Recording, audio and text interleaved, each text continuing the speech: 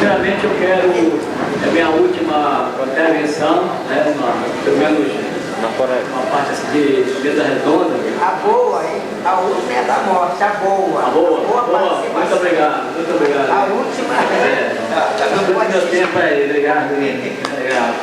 Então, eu quero dizer o seguinte: primeiro é que não me impressionou, eu fiquei impressionado com a dimensão desse evento, né?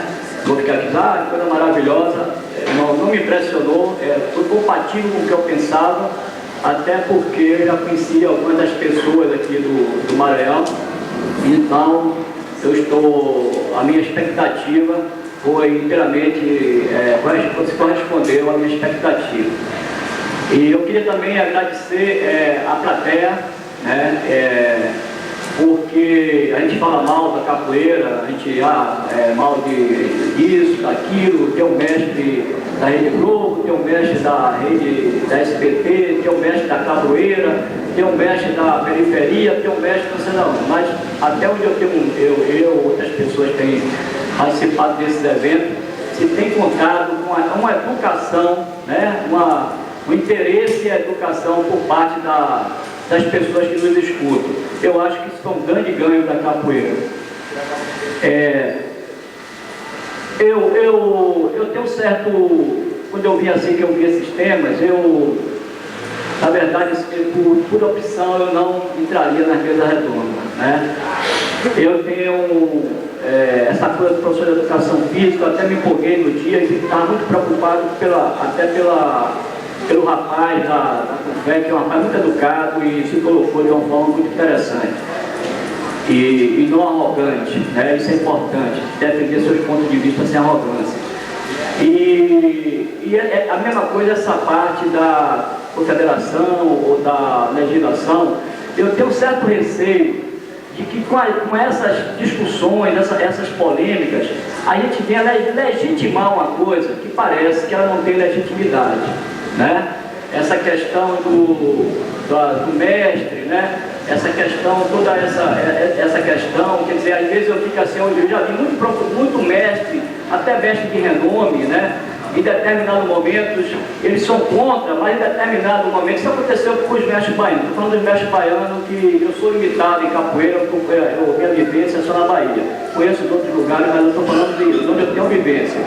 E eu vi muito mestre, a federação chega, essas discussões, não estou falando da confederação da Bahia, sempre foi assim. Chegava lá, oferecia uma coisa àquele mestre famoso, e aqueles mestres chegavam, de certa forma, entravam, né, legitimando uma coisa que até tinha contra eles. Depois eles se arrependiam e saíram, né?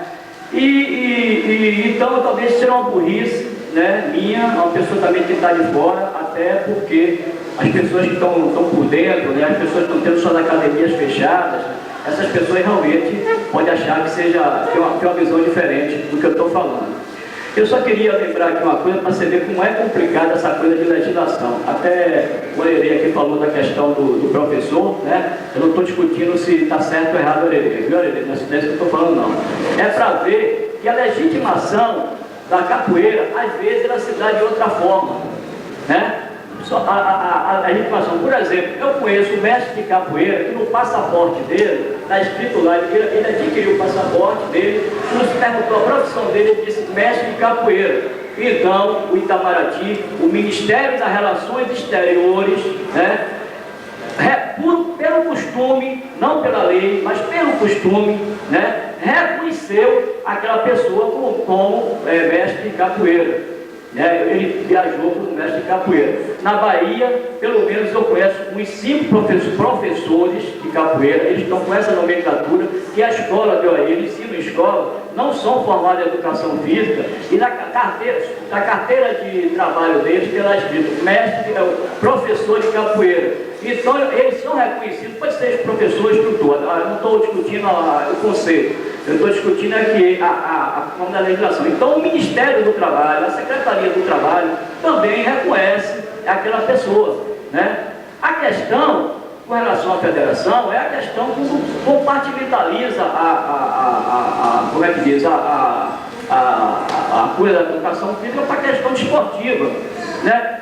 Se 20 capoeiristas, 400 capoeiristas quiserem entrarem na confederação, lógico que entre. Então, que aquela legislação, ela seja para aquelas 400 pessoas que estão ali dentro, que optaram para ela, né, para viver sob a égide de uma confederação. O que não pode é ter uma instituição de capoeira que queira falar para toda a capoeira, porque não existe o capoeira, não existe a capoeira, não existe o mestre, não existe isso. Existe mestres, existe capoeiras, existe capoeiristas, essa que é a verdade, né? Essa verdade não precisa se estudar, não precisa se pesquisar.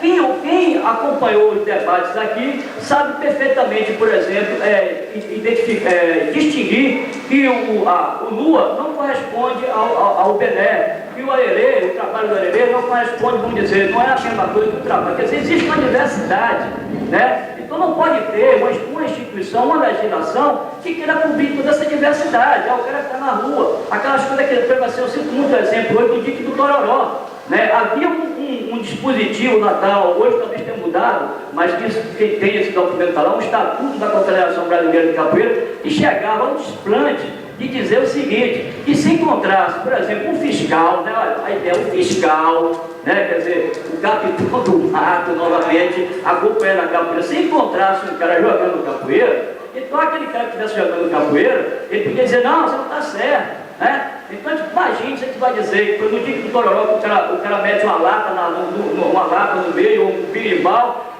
o cara está aqui, tocando de costas, o birimbau é muito pudido, o pessoal está jogando capoeira nas costas dele, pô, isso faz parte da coisa da capoeira, da mesma forma que ela está na escola de educação física, que a gente tenha pessoas, né, que queiram ser como é que diz, formadas em educação física, tudo bem, talvez uma coisa que o Valendir falou aí, e certo, quer dizer, isso não é melhor, isso não melhora o nível de ninguém. Esse cara que está jogando lá e pé descalço nas cadeiras também tem um bom nível de capoeira, né? A capoeira é de domínio público, ela não pode perder, esse aqui é o risco. É que ela perca